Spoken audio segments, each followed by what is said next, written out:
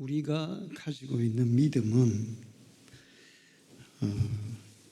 인생의 지팡이와 같습니다. 그냥 단순한 지팡이가 아니고 아주 힘 있는, 능력 있는 그런 지팡이에요.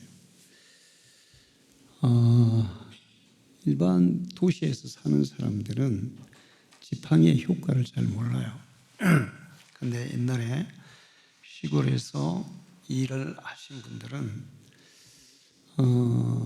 짐을 지고 갈 때 지팡이를 짚어야 돼요. 무거운 짐을 질 때, 일었을 때 지팡이를 짚으면 훨씬 일어서기가 수월합니다. 그리고 또 짐을 지고 가다 쉴 때도 지팡이로 짐을 이렇게 고여놓으면 짐이 그대로 서 있어요. 그 외에도 소나 양이나 이런 동물들을 키울 때도 지팡이는 아주 유용하게 사용됩니다. 이스라엘 민족은 양들을 키울 때 지팡이와 막대기를 썼어요. 지팡이는 자기가 짚고 의지하고 이제 사나운 동물이 오면 그 동물을 쫓는 도구로도 사용이 돼요. 막대기는 소나 양을 앞으로 몰고 갈 때 쓰는 그런 도구예요. 그래서 그런 일을 하면서 사는 사람들은 지팡이가 아주 유익해요. 지팡이 없이 사는 것보다 지팡이를 가지고 사는 게 훨씬 유익합니다. 특히 등산을 할 경우에, 가파른 산을 올라갈 경우에 지팡이 없이 가는 것보다 지팡이를 짚고 가는 것은 훨씬 도움이 됩니다. 저도 몰랐는데 산에 갈 때 지팡이를 짚어보니까 훨씬 힘이 덜 들더라고요. 그리고 가파른 길도 훨씬 잘 갈 수 있었어요. 내리막길을 내려갈 때도 마찬가지죠. 근데 제가 이제 허리가 아프다 보니까 지팡이가 없을 때와 있을 때가 너무 차이가 납니다. 지팡이를 짚고 이렇게 걸어가는데, 걸어가다가 허리가 아프면 지팡이를 의지해서 일단 고개를 좀, 허리를 숙이고 있으면 허리가 풀려요. 그리고 이제 집사람하고 밤에 삼낭진 그 강둑을 많이 걸었는데, 걷다 보면 개들도 이렇게 개가 풀려가지고 막 쫓아오는 경우가 있어요. 개만 오는 게 아니고 독사가 나올 때도 있더라고요. 우리야 뭐 독사 같은 거 나와봤자 별로 신경을 안 쓰는데, 집사람은 서울 사람이니까 즐겁을 하죠, 아주. 근데 지팡이로 이렇게 치우거나 뭐 죽이진 않는데 이렇게 숲속으로 이제 던지죠. 근데 가끔 가다가 고라니도 막 쫓아나와요. 고라니가 자주 나오더라고요. 근데 지팡이가 있으면 그런 개들이 왔을 때 개를 쫓고, 독사가 나올 때 그 독사를 이렇게 옆으로 치울 수 있고, 또 다른 동물들이 나와도 얼마든지 지팡이로 동물들을 쫓을 수 있다. 그래서 마음이 좀 더 든든합니다. 지팡이는 사실 인생을 살아가는데 굉장히 유익한 거예요. 특히나 우리의 인생은 광야를 여행하는 것과 같아요. 광야를 여행한 사람들에게 절대적으로 필요한 것이 지팡이입니다. 아프리카에 그 하이에나들이 많이 있어요. 하이에나가 막 집단으로 공격을 하고 그러는데, 그 옛날에 부시맨이라는 영화를 보면 어린아이가 하이에나가 계속 쫓아오는데, 거기 그 나무 껍질을 머리 위에 이렇게 탁 이면 키가 커 보이면 하이에나가 도망가고 내리면 막 쫓아오고 그런 게 있어요. 근데 이제 지팡이를 딱 들면 하이에나도 도망가게 되어 있습니다. 개들도 마찬가지예요. 우리 요 위에 공장에 까만 진돗개가 있어요. 근데 이놈이 저하고 별로 사이가 안 좋습니다. 왜 사이가 안 좋냐면, 가끔가다 우리 이게 교회로 내려와서 똥을 싸놓고 가거나, 그 다음에 또 막 화단을 막 다 뒤집고 가요. 그리고 또 이제 우리 개들이 막 엄청 짖죠. 그럼 제가 이렇게 쫓는데 그 내가 공장에 볼일 보러 가면 나한테 막 으르렁거리고 덤벼요. 근데 제가 이제 지팡이 딱 가지고 있으면 바로 꼬리 내리고 도망갑니다. 그래서 지팡이가 없을 때는 모자라도 딱 들고 이렇게 하면 도망가더라고요.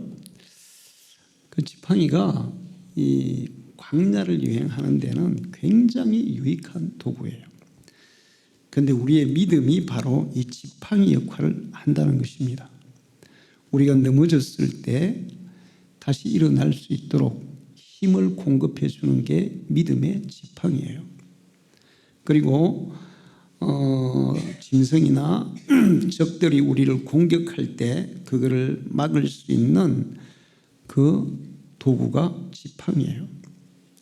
우리가 흔들릴 때, 힘이 들어서 지칠 때 의지하고 그리고 짚고 또 나 자신의 삶을 지탱해 줄 수 있는 도구가 지팡이에요. 그래서 다윗은 주님이 지팡이와 막대기로 나를 안위하신다, 그런 고백을 했어요. 주님이 자신을 지켜주는 지팡이가 되신다. 우리가 예수를 믿는다는 것은 예수 그리스도가 바로 우리의 삶의 지팡이가 되는 거예요. 그러니까 예수 없이 사는 사람과 예수 믿고 사는 사람들의 삶은 완전히 차원이 다른 것입니다. 저는 이런 사실을 알면서 사람들을 볼 때 너무나 답답하고 안타까워요. 분명히 삶이 바닥이에요. 바닥. 완전 바닥이에요. 그러면 그 사람이 그 바닥을 헤치고 일어날 수 있는 힘이 있고 능력이 있냐? 그것도 없어요. 그 바닥에서 헤어나기 지 스스로의 힘이나 능력으로는 절대로 헤어날 수 있는 그런 사람이 아니에요. 그런데 믿음의 지팡이를 가진 사람들은 아무리 열악한 환경, 자기의 능력이 전혀 없는 사람이라도 그 믿음의 지팡이를 통해서 그 현실을 이겨내고 거기에서 벗어나고 자기의 인생을 좀 더 높은 단계로 나아가는 사람들이 수없이 많습니다. 그런데 그걸 이겨낼 수 있는 힘도 없고 능력도 없는데 그렇게 그냥 그 제일 바닥에서 그냥 막 허덕이면서도 신앙을 가지라고, 믿음을 가지라고 권하면 그거를 안 받아들이는 거예요. 얼마나 안타깝고 답답한지 알 수가 없어요. 여러분이 가지고 있는 믿음은 세상에서 여러분을 가장 안전하게 지켜주는 도구일 뿐만 아니라 아무리 우리가 열악한 환경 가운데서 넘어졌다 할지라도 거기에서 일어나서 더 차원 높은 삶을 향해서 도전할 수 있는 그런 힘을 주는 능력이라는 것을 기억하시기 바랍니다. 그래서 믿음이 꼭 필요한 거예요. 예수 그리스도의 믿음은 바로 그런 거예요. 주님 자신이 우리의 지팡이가 돼서 우리의 능력이 돼서 우리의 삶을 이끌어 가시기 때문에 예수 안에서 인생이 절대로 처절하게 무너지질 않습니다. 반드시 일어나게 되어 있어요. 그런데 이제 오늘은 성령 강림 주일이잖아요. 믿음을 가진 사람들이 믿음의 지팡이를 가지고 사는데 거기에다 성령을 받게 되면 이제 그 지팡이가 능력의 지팡이로 바뀌어요. 할렐루야. 자, 모세가 광야에서 양을 키웠어요. 지팡이를 짚고 있었죠. 지팡이를 가지고 양떼를 몰고 그랬어요. 근데 그 모세가 호렙산에서 하나님을 만나고 하나님의 성령을 체험합니다. 그러면서 모세의 지팡이는 단순히 양을 모는 지팡이가 아니고 하나님의 능력을 나타내는 지팡이가 됐어요. 모세가 그 지팡이로 양들을 모는 게 아니라 왕들을 굴복시키는 지팡이가 됐어요. 바로 왕을 굴복시키는 지팡이. 이스라엘 백성들을 이끌어가는 지팡이, 나일강을 피로 만드는 지팡이, 그리고 홍해를 갈라서 맨 땅으로 건너가게 하는 능력의 지팡이가 됐어요. 우리가 예수를 믿는 것만으로도 그 믿음의 지팡이를 가지고 사는데 그 지팡이만 가져도 정말 세상을 이기는 힘이 있어요. 그런데 거기에다 성령 체험을 하면 우리가 가진 지팡이가 능력의 지팡이로 변화돼서 우리가 할 수 없는 그런 놀라운 하나님의 권능이 우리를 통해 나타날 줄 믿습니다. 아볼로라는 사람이 있었어요. 아볼로는 하나님의 말씀이 충만한 사람이었어요. 사도행 18장 24절에 보면 알렉산드리아에서 난 아볼로라는 유대인이 에베소에 이르니 이 사람은 언변이 좋고 성경에 능통한 자라. 성경을 그냥 쫙 깨고 있고 말빨도 엄청 좋은 사람이에요. 언변이 엄청 좋은 사람이에요. 사람들이 이제 지식이 많아도 언변이 약한 사람이 있어요. 그러면 자기의 지식을 100% 표현을 못해요. 근데 어떤 사람은 지식이 좀 적어도 언변이 좋은 사람이 있어요. 그래서 이 언변이라는 건 대단히 중요한 겁니다. 근데 언변도 좋고 성경에 능통했어요. 그런데 능력이 없었어요. 그때 사도행전 19장 1절 2절에 보면 아볼로가 고린도에 있을 때 바울이 윗지방으로 다녀 에베소에 와서 제자들을 만나 이르되 너희가 믿을 때에 성령을 받았느냐 이르되 아니라 우리는 성령이 계심도 듣지 못하였느니라. 그들이 듣고 주 예수 이름으로 세례를 받으니 바울이 그들에게 안수하며 성령이 그들에게 임하심으로 방언도 하고 예언도 하니. 언변도 좋고 성경이 능통한 아볼로였지만 그를 통해서 하나님이 역사할 수도 없고 아무 능력도 안 나타났어요. 그러다가 이제 성령 체험을 하니까 이 도구는 좋잖아요. 언변이라는 게 그 굉장한 그 도구거든요. 성경을 많이 아는 것도 엄청난 그런 도구죠. 그러니까 그런 능력이 발휘가 안 됐는데 성령을 받으니까 그때부터 그 능력이 발휘가 되기 시작하는 거예요. 그래서 아볼로는 그 이후로 엄청난 사역자가 된 줄로 믿습니다. 성령의 사람은 믿음의 우리가 가지고 있는 믿음을 그 믿음의 지팡이를 사용해서 능력을 행하는 삶을 살 수가 있어요. 그런데 이런 능력을 행하는 것도 중요한데 더 중요한 것은 자기 자신을 다스리는 능력이 생겨요. 그 사람은 남과 싸워서 이기는 사람보다 자신과의 싸움에서 이기는 사람이 더 강한 사람이에요. 성경은 성을 빼앗는 것보다 자신을 다스리는 사람이 더 강하다고 가르치고 있습니다. 사람들은 자기와의 싸움에서 다들 패하죠. 못 이겨요, 잘. 그래서 생긴 말이 뭡니까? 작심삼일이에요. 그만큼 자기 자신을 이기기가 힘든데 성령을 받은 사람은 자기 자신을 이기는 능력이 갖춰지게 된다는 거예요. 그 성령이 임하면 에베소서 5장 18절에 술 취하지 말라 이는 방탕한 것이 오직 성령으로 충만함을 받으라 그런 말씀이 있어요. 저는 술을 안 먹어봐가지고 술의 효과를 잘 모릅니다. 그런데 어떤 사람들은 술을 먹으면 기분이 좋아진다, 마음이 담대해진다, 염려 걱정이 사라진다. 또 물론 이제 어떤 사람들 중에는 술을 먹으면 부정적인 그런 심리 상태로 바뀌는 사람이 있어요. 괜히 뭐 훌쩍훌쩍 짠다거나 그다음에 또 뭐 짜증을 부린다거나 아니면 뭐 폭력을 쓴다거나 그런 사람이 있는데 술을 먹으면 걱정 근심이 다 없어지고 마음이 즐거워지고 담대해지고 아무것도 없음에도 자기가 다 가진 것 같고 이런 현상이 일어난다더라고요. 그런데 성령은 바로 그 술 취한 사람보다도 더 강력한 그런 우리의 심령의 변화가 일어나요. 할렐루야. 술이 깨면은 그 사람은 다시 어떤 상태가 돼요? 다시 소심해지고 두려워지고 불안해지고 염려 걱정이 사로잡죠. 그런데 성령 받은 사람은 이게 깨는 법이 없어요. 그냥 죽어서 천국 갈 때까지 계속 지속적으로 우리를 그렇게 담대하게 평안하게 기쁘게 우리의 심령에 이루어지는 줄로 믿습니다. 로마서 8장 1절에서 2절을 보면 그러므로 이제 그리스도 예수 안에 있는 자에 결코 정죄함이 없나니 이는 그리스도 예수 안에 있는 생명의 성령의 법이 죄와 사망의 법에서 너를 해방하였습니다. 자, 예수를 믿으면 우리의 죄가 씻음 받고 사함 받아요. 그런데 문제는 예수를 믿으면 우리 죄가 다 씻어졌는데도 불구하고 사람들이 계속 죄책감에 사로잡혀 사는 사람들이 있어요.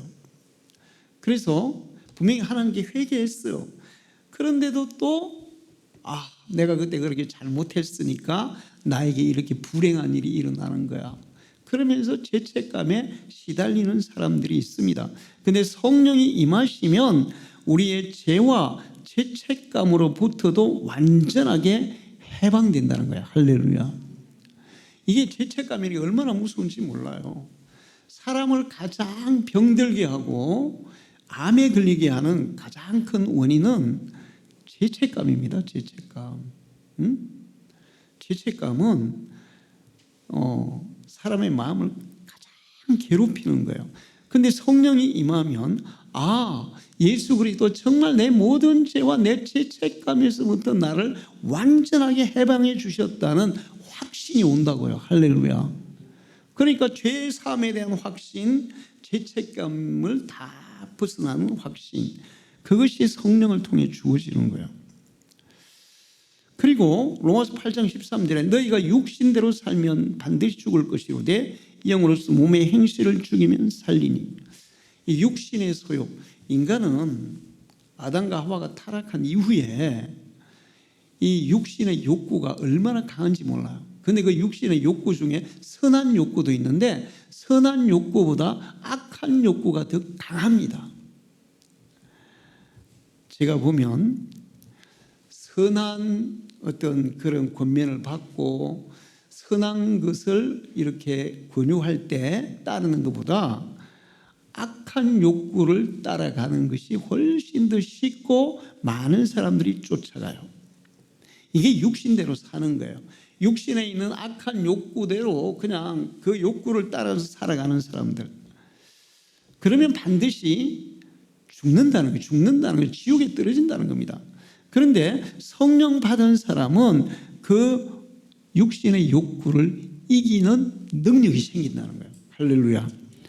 자, 여러분 자신을 이기려면 여러분 스스로 막 다짐하고 각오하고 별짓 다 해도 작심 3일밖에 안 돼요.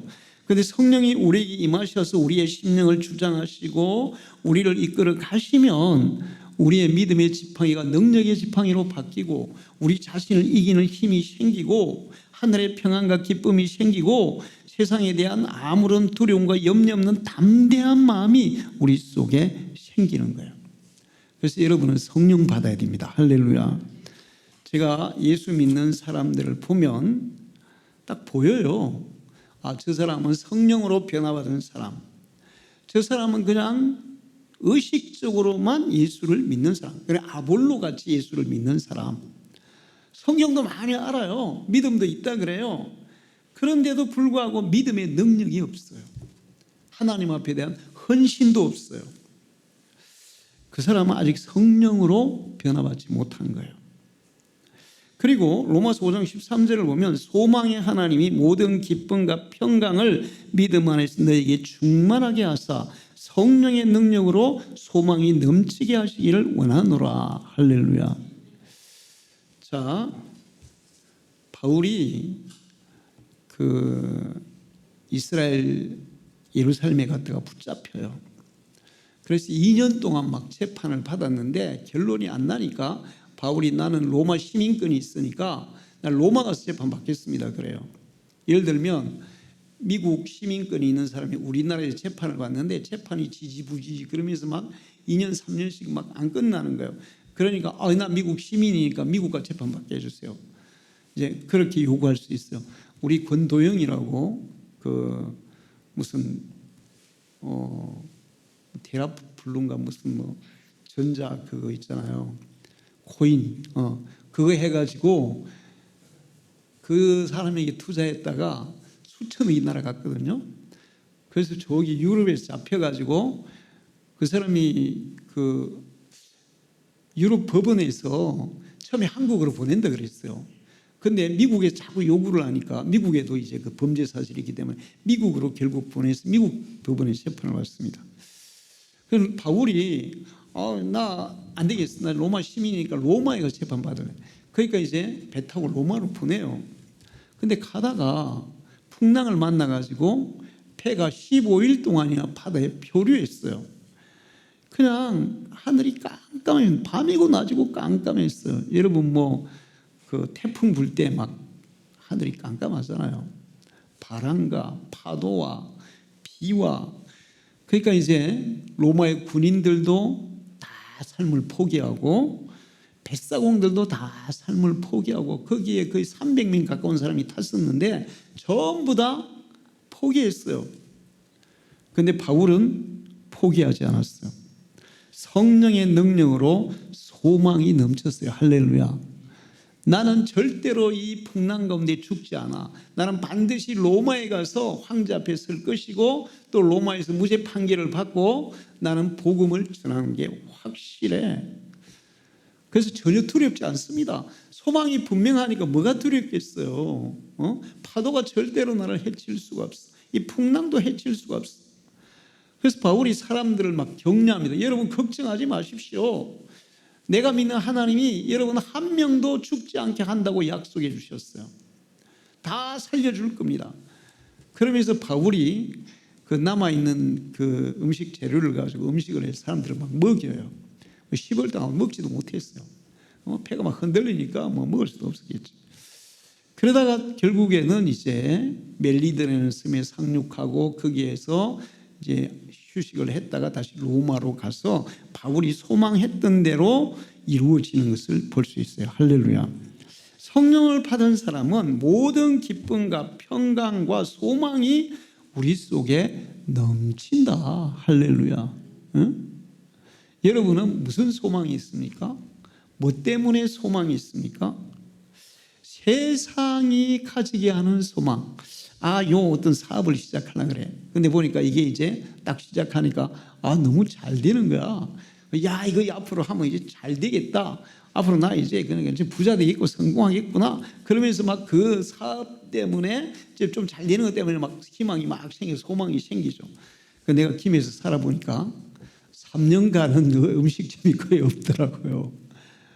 분명히 잘 됐어요. 분명히 잘 됐는데 어느 날 또 가보면 한 2년 지나가면 음식이 없어진 거야. 아니 이렇게 잘 되는 음식점이 왜 없어졌지? 그 계속 하는 음식점이 거의 없어요. 거의. 그러니까 이게 우선에 잘 된다고 거기 잘 되는 거 가지고 막 소망을 가져도 그거는 잠시 거품과 같고 안개와 같은 거예요. 그러나 성령이 주는 소망은 바울이 바다에서 풍랑을 만나서 모든 사람이 살 소망이 끊어진 그때에도 흔들리지 않는 그런 완전한 소망이에요. 할렐루야. 그리고 하나님은 그 소망대로 반드시 이루실 줄 믿습니다. 그래서 우리가 성령 받아야 돼요. 믿음이 있어도 능력이 없는 신자들이 너무 많아. 조그만 유혹에도 쓰러지고 또 조그만 시험이 와도 넘어지고 일어나지를 못해. 그 믿음의 지팡이를 짚고 좀 일어나면 되는데 그 지팡이 자체도 이렇게 붙잡을 그런 힘도 없어. 성령의 사람은 아무리 큰 시련이 닥쳐도 아무리 힘든 풍랑이 일어나도 넉넉히 이겨낼 수 있고 일어날 수 있는 힘이 있는 거예요. 할렐루야. 이게 성령의 능력이에요. 그리고 성령을 받아야만 하나님을 진심으로 아버지라 부를 수 있어요. 여러분, 하나님을 아버지라고 부르세요? 근데 예수님이 그런 말씀하세요. 나더러 주여 주여 하는 자마다 다 천국에 갈 것이 아니요 아버지의 뜻대로 사는 사람이 천국에 간다. 무슨 얘기냐면 입으로 발린 소리로 주여 주여 아무나 할 수 있습니다. 그리고 또 이제 교회 나와서 예수 믿다 보면 그냥 아버지가 입에 이렇게 계속 나오는 사람도 있어요. 그냥 조금만 뭐 해도 아버지 막 이렇게 하는 사람도 있어요. 근데 그게 진짜 하나님을 아버지로 믿고 신뢰하고 아버지 하는 거하고 입에 발린 소리로 주여 주여 아버지 하는 거하고는 차원이 다른 거예요. 여러분이 진심으로 하나님을 나의 아버지로 고백할 때 여러분의 인생은 완전히 달라집니다. 할렐루야. 완전히 달라져요. 하나님이 우리 아버지인데 우리 아버지라면 하나님이 우리의 모든 인생을 책임지고 이끌어가세요. 우리가 아이들이 자랄 때 아이들의 인생은 누가 책임집니까? 부모가 책임지죠. 하나님은 우리 부모들보다 훨씬 더 강한 책임감을 가지고 계시고 또 우리를 책임질 수 있는 능력도 충분하시기 때문에 충분히 책임져요.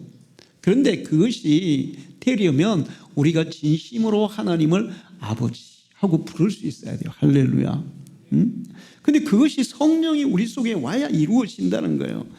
제가 몇 번 얘기했죠. 우리 사촌 형이 미션 스쿨을 다녔는데 그 부흥회 때 학교에서 부흥회 하는데 막 그 자기 옆에 친구는 예수 진짜 믿는 알고 지는 이제 교회 안 다녔거든요. 근데 다 이제 참석해야 되니까 막 기도 통성기도 시간에 막 쫙 자기도 막 쫙 그랬대. 근데 그 옆에 친구가 갑자기 아버지 그러더래. 근데 그 소리를 딱 듣는 순간에 시험이 든 거야. 아니 어떻게 하나님을 아버지라 그래. 우리 아버지 따로 있는데. 그때부터 기도가 안 되더라고요. 자기는 주여도 안 나오더라는 거야. 그건 나한테 얘기하더라고요. 야 어떻게 하나님 아버지라 그러냐? 어떻게 하나님이 아버지냐? 내가 그 친구 아버지 하는 순간에 나는 그냥 기도가 안 되더라. 그 형은 예수를 안 믿고 성령도 안 받은 사람이에요. 하나님을 진정으로 아버지하고 부르면 그 사람의 인생은 이제 걱정할 필요 없어요. 하나님이 다 책임지는 줄로 믿습니다. 그리고 우리가 이제 기도를 하잖아요. 기도를 할 때 어떤 사람은 막 기도가 막 끊이지 않고 술술술술 막 계속 나와. 그리고 이제 통성기도 하면 옆에서 막 큰 소리로 기도하잖아요. 그러면 많은 사람들이 그렇게 얘기해요. 목사님, 옆에 집사님 좀 작게 기도하라 하세요. 그분 기도 소리 때문에 기도가 안 됩니다. 막 이렇게 얘기하잖아요. 그러면 뭐가 문제일까요? 로마서 8장 26절을 보면 이와 같이 성령도 우리의 연약함을 도우시나니 우리가 마땅히 빌 바를 알지 못하나 오직 성령이 말할 수 있는 탄식으로 우리를 위하여 친히 간구하시느니라. 성령이 우리에게 임하시면 그때부터 우리 영이 성령과 함께 기도한다는 거야. 할렐루야. 그래서 이 성령과 함께 기도하기 시작하면 옆에서 벼락을 쳐보세요. 안 들립니다. 그거. 통성기도 시간은 여러분 옆에 사람 기도가 자꾸 거스린다. 이거 이제 물론 이제 꼭 뭐 성령을 안 받아서 그렇다고 얘기할 수는 없지만 영빨이 약해진 거예요. 그러면 저는 모르겠어요. 옆에서 아무리 큰 소리로 기도해도 하나도 안 들려요. 그거. 저는 사실 통성기도 시간에 작게 기도하잖아요. 근데 작은 소리로 기도한다고 해서 옆 사람의 기도가 전혀 들리지를 않습니다.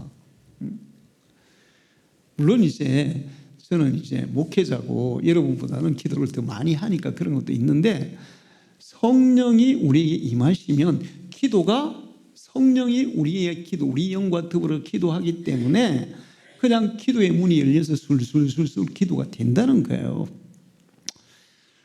여러분이 이 기도의 능력도 받으시기를 축원합니다. 자, 그래서 오늘 성경은 우리에게 성령 받으라고 얘기해요. 예수님이 제자들에게 얘기했어요. 너희는 내가 무슨 말을 하는지 알지 못해. 그런데 내가 다시 하나님 나라로 가면 내 대신 성령을 보내줄 거야.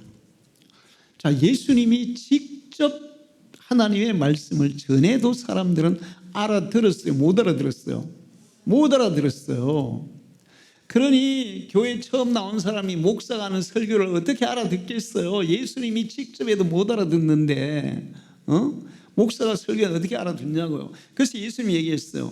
그래, 너희들이 지금은 내 말을 못 알아들어. 그러나 내가 가면 내 대신에 성령을 너희들의 마음속에 부어 넣어 주실 거야. 예수님은 이 땅에 계실 때 제자들이 있으면 그 곁에 객관적으로 존재하셨어요. 예수님이 사람 마음속에 들어간 게 아니고 그 옆에서 얘기했잖아요. 그런데 성령은 옆에서 얘기하는 게 아니라 어떻게 하신다? 우리 마음속으로 들어와 버려. 그리고는 우리의 영을 열어서 이 예수님이 하신 말씀이 그게 그런 뜻이었어. 목사님이 하는 설교가 바로 그런 뜻이구나. 이거를 알게 해주신다는 거예요. 요한복음 16장 7절을 보면 내가 너희에게 실상으로 내가 떠나가는 것이 너희에게 유익이라. 내가 떠나가지 않으면 보혜사가 너희에게 오시지 아니할 것이요 내가 가면 그를 너희에게로 보내리라. 내가 아버지께 구하겠으니 그가 또 다른 보혜사를 너희에게 영원토록 너희와 함께 있게 하라니 그는 진리의 영이라. 세상은 능히 그를 받지 못하나니 이는 그를 보지도 못하고 알지도 못함이라. 그러나 너희는 그를 아나니 그는 너희와 함께 거하시며 또 너희 속에 계시겠습니다. 보혜사 곧 아버지께서 내 이름으로 해주신 성령 그가 너에게 모든 것을 가르치고 내가 너에게 말한 모든 것을 생각나게 하리라. 할렐루야. 성령이 오셔서 우리를 깨우쳐 주셔야 설교 말씀이 이해가 되고 성경이 이해가 된다는 거예요. 설교를 아무리 잘해도 그 말의 뜻을 이해하지 못하면 아무 소용이 없어요. 근데 공부를 아니 말하면 박사학위를 10개를 받아도 성령 받지 않은 사람은 하나님의 말씀을 이해하지 못합니다. 그게 성경에도 나와요. 누가 있습니까? 니고데모, 선생이고 그 당시에 율법학자고 박사고 사내리는 의원이고 대단한 사람이었어요. 근데 예수님이 찾아와요. 근데 예수님이 거듭나지 않으면 하나님 나라를 볼 수 없느니라 이렇게 얘기하니까 뭐라 그래요? 아이고 선생님, 내가 이렇게 나이 많아가지고 어떻게 어머니 뱃속에 들어갔다 나옵니까? 이렇게 얘기해요. 예수님이 그 말씀하신 것은 육신적으로 들어갔다 나오라는 그런 얘기가 아니고 하나님의 성령으로 하나님의 말씀으로 우리의 심령이 변화되어야 된다는 그런 뜻이었어요. 너는 선생이 돼가지고 내가 말하는 말 뜻을 모르는구나. 서울대 교수라도 성령 안 받으면 성경을 이해하지 못합니다. 제가 어제 설교 준비를 하다가 인터넷에 뭘 봤는데 하나님의 교회 있죠. 신천지보다 하나님의 교회 인구가 더 많대요. 하나님의 교회는 2단입니까? 아닙니까? 2단이죠. 근데 하나님의 교회가 2단인 것은 뭐 명백하게 너무 많아요. 그 안상홍이 하나님이라 그랬거든. 그 안상홍이 죽었어. 하나님이 죽으면 돼요. 여러분 다음에 또 그 하나님의 교회 사람들 얘기하면 너는 왜 죽은 신을 섬기냐? 이렇게 얘기하세요. 그러니까 안상홍 죽으니까 그 다음에는 이제 장길장과 그 안상홍 부인을 하나님 어머니라고 얘기를 해가지고 하나님 어머니를 섬긴다고 이렇게 사람들이 현혹합니다. 성경에 하나님 어머니가 있어요, 없어요? 하나님 어머니가 있으면 하나님은 스스로 존재하시는 분이에요. 창조된 분이에요. 그거는 그리스 로마 신화 제우스 헤라 이런 거 똑같은 거예요. 하나님은 창조한 신이 아니고 스스로 계신 분이에요. 하나님이 분명히 사람들이 하나님을 모르니까 나는 누가 창조한 게 아니라 누가 만들어낸 게 아니라 나는 영원토록 자존자니라. 할렐루야. 그래서 이단이기도 한데 그 웃기는 얘기 뭐냐 하면 예수님이 십자가에서 마지막에 뭐라고 얘기합니까? 다 이루었다. 그렇게 얘기했기 때문에 예수님의 재림은 필요 없다. 예수님의 재림은 없다. 이렇게 얘기하더라고요. 자, 그러면 이거 이제 성경을 제대로 이해한 거예요, 안 한 거예요? 예수님이 십자가에 다 이루었다는 것은 재림이 필요 없다가 아니고 뭐예요? 우리의 모든 죄를 다 사하는 그 죄사함의 구원 사역을 이루었다, 이런 뜻입니다. 우리의 죄를 용서하는 우리 대신 십자가를 지고 우리 형벌을 대신 받아주신 그 사역을 이루었다는 거예요. 그리고 하나님의 나라를 완성하기 위해서 예수님은 다시 재림하신다고 약속하시고, 오늘 성경에도 이스라엘 사람들은 왜 하늘을 쳐다보고 있느냐, 예수님이 이렇게 구름 타고 가시는 모습 그대로 다시 오시리라. 성경에는 예수님이 다시 온다고 수없이 얘기하고 있어요. 할렐루야. 그 성경 예수님이 말씀하신 의미, 다 이루었다는 의미를 모르니까, 그러니까 신천지 하나님의 교회 사람들은 성령 받은 사람이에요, 악령 받은 사람이에요? 악령 받은 사람이에요. 절대로 그런데 현혹되면 안 되죠. 그러니까 그렇게 많은 사람들을 막 모아가지고 막 하나님의 교회 난리법석을 떠는데도 불구하고 그들은 성경을 전혀 이해하지 못하고 있는 거예요. 왜? 성령을 안 받으면. 그러니까 성경을 엉터리로 해석해서 다 이단이 되는 겁니다. 신천지도 마찬가지, 요화정의도 마찬가지, 통일교도 마찬가지고 다 마찬가지예요. 성경을 정확하게 이해 못하면 이단이 되는 거예요. 그래서 예수님이 내가 가면 나 대신 성령을 보내줄 것이고, 예수님이 5,000명을 먹이셨잖아요. 5,000명 군중들 앞에 설교를 했어요.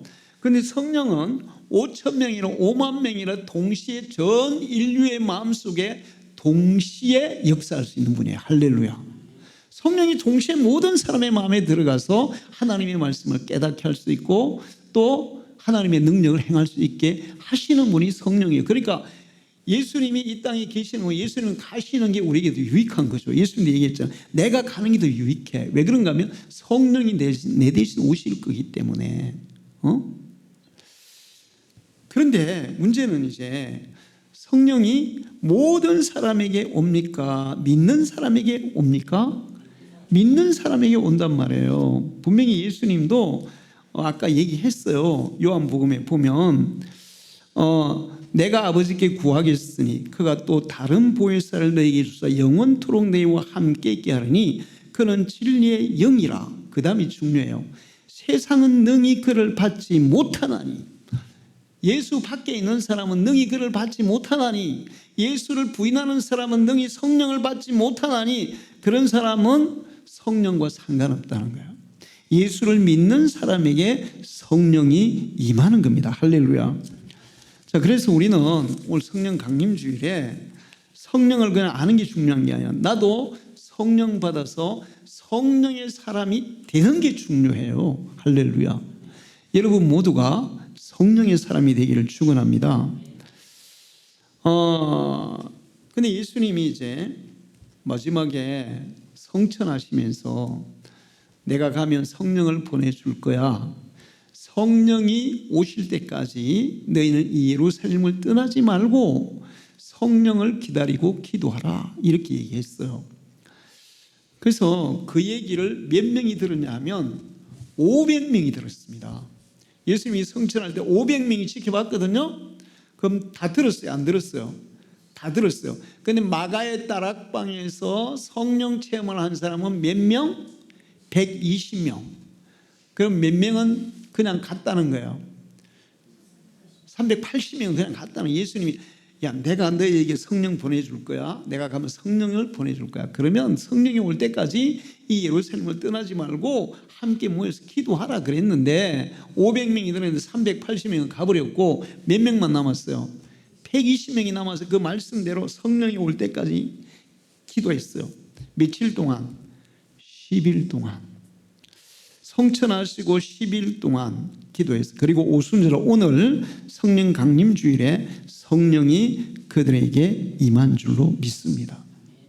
자, 그러면 우리도 성령의 사람이 돼야 되는데, 그러려면 이 120명처럼 예수님이 약속하신 성령을 나에게 보내준다 하셨으니까 나에게도 보내주실 줄로 믿습니다. 그러면서 뭘 해야 되겠어요?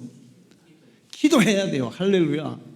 하나님 성령 보내주신다 했잖아요. 그럼 나에게도 성령 보내주세요.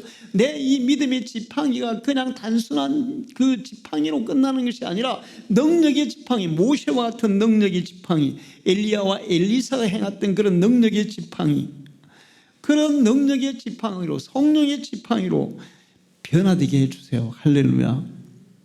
여러분이 진심으로 기도할 때 성령이 여러분에게 임하실 줄 믿습니다.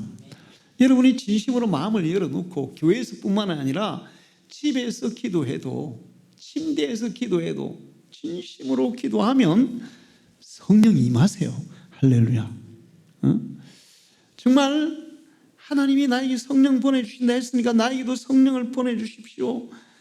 내 믿음이 그냥 이렇게 형식적이고 지식적인 그런 의식적인 믿음이 아니라 살아있는 능력 있는 믿음이 되기를 원합니다. 그러면 성령이 저에게 오셔야 되고, 하나님의 말씀을 들을 때 그 말씀이 내 가슴을 막 이렇게 깨트리고 심령에 감동을 주고 변화를 주고, 하나님의 말씀으로 내 삶에 변화가 일어나고, 내가 정말 세상에 아무런 희망도 소망도 없는데 그런 가운데서도 희망과 소망이 막 생겨나는 그런 성령의 은혜를 나도 받고 싶습니다. 저에게도 보내주십시오. 할렐루야.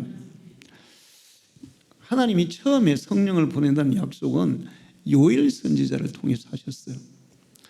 원래 노아 시대에 하나님의 사람들이 있었어요. 셋의 후손들은 하나님 경외하는, 셋의 후손 에노스 때부터 여호와의 이름을 불렀다. 그 얘기는 하나님을 경외했더라는 거예요. 셋의 후손들이 하나님을 경외하니까 하나님이 셋의 후손들에게 성령을 보내줬었어요. 그런데 이 성령 받은 사람들이 그만 타락한 거예요. 그러니까 성령 받은 사람은 안 받은 사람보다 능력이 훨씬 탁월하거든요. 근데 이 사람들이 타락해서 죄를 지으니까 더 못된 짓 많이 하는 거예요. 그래서 하나님이 다짐했어요.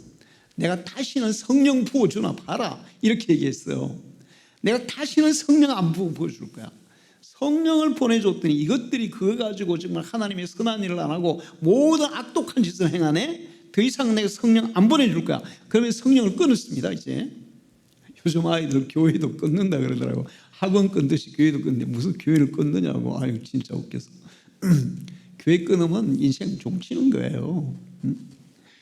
그런데 분명히 이제 그때부터 성령이 어떤 사람이 임했냐면, 하나님이 쓰시는 특별한 사람들, 모세라든지 엘리야라든지 엘리사라든지 이사야라든지 그런 특별한 선지자들에게만 성령을 보내서 그 사람들은 하나님의 일을 해야 되니까 하나님의 능력을 나타내서 하나님을 백성들에게 알리고 보여줘야 되니까 그 사람들에게 성령 보내줬는데, 요엘 선지자 때 가서 하나님이 말씀, 내가 이제 마지막 때에 세계 모든 사람에게 내 영을 거두었던 성령을 보내줄 거야.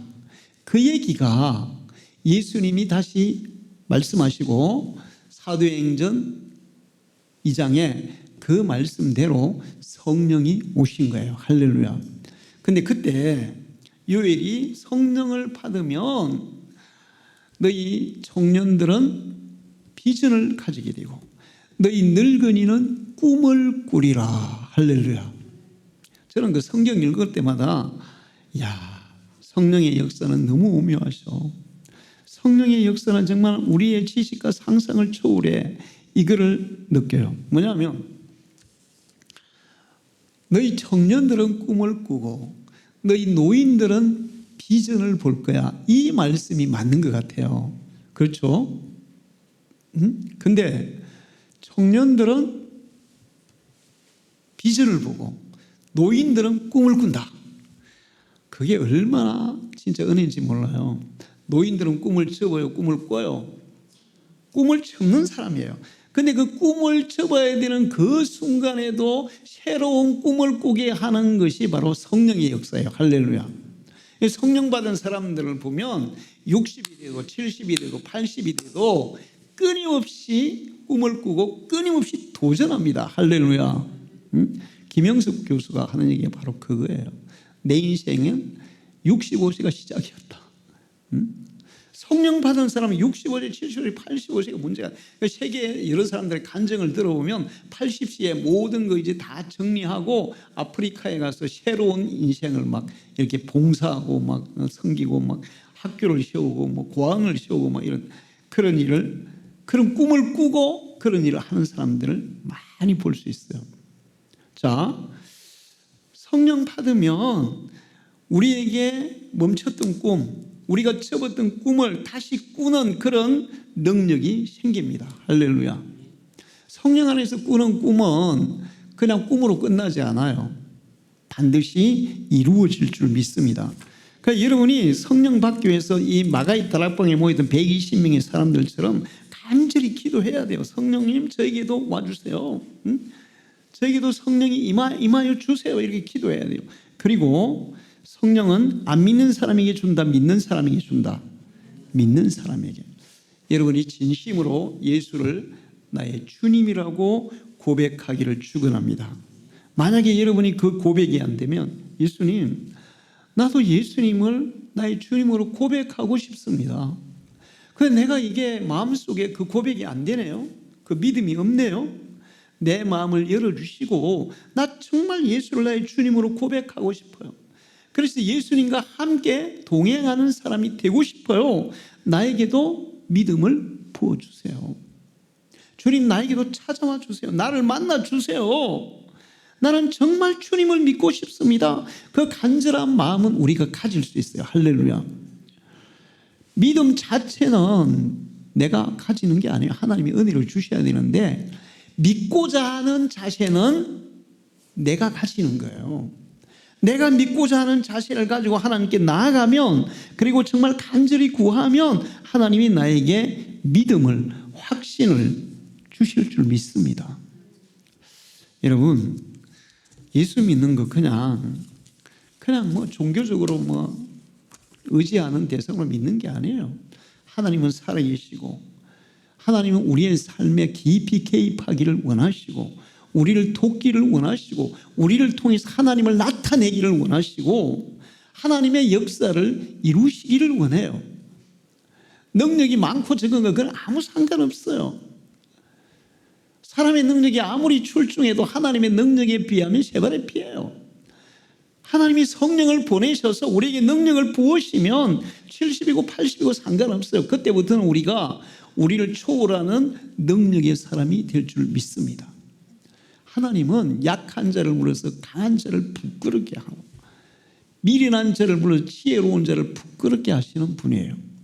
우리가 믿음을 가지고 성령의 능력이 우리에게 임하시면 우리가 약한 자가 돼도 강한 자보다 더 강한 자가 되고, 우리가 정말 미련하고 무식한 자 같아도 지혜로운 자보다 더 지혜로운 인생을 살게 될 줄 믿습니다.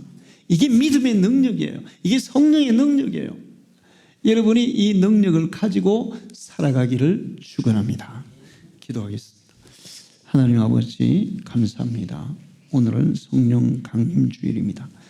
주님은 우리의 구원을 다 성취하시고 하늘나라로 돌아가셨습니다. 우리가 이 땅에서 우리 스스로 믿음을 가질 수가 없고, 또 우리의 믿음의 능력이 나타날 수 없기에 하나님은 성령님을 우리에게 보내주셨습니다. 오순절날 성령이 임하셔서 정말 연약했던 제자들은 강한 믿음의 사람, 능력의 사도들이 되었습니다. 그리고 예수님이 떠나지 말고 기도하라고 말씀하실 때 500명이 들었지만 그 말씀을 실천한 사람은 120명이었습니다. 하나님은 실천한 그들에게 성령을 부어주셔서 정말 상상을 초월하는 능력이 그들을 통해 나타났습니다. 우리도 이런 능력의 믿음의 사람이 되기를 원합니다. 주님이 우리의 심령에 임하시고 우리에게 믿음 주시고 성령의 은혜를 지금도 우리에게 부어 주시옵소서. 그래서 나 혼자만 예수를 믿는 게 아니라 성령이 내 속에서 역사하는, 성령이 우리와 함께 기도하고 우리를 통해 하나님의 그 놀라운 능력을 이루어 가시는 그런 믿음의 사람들이 되게 해 주옵소서. 예수님의 이름으로 기도하옵나이다. 아멘.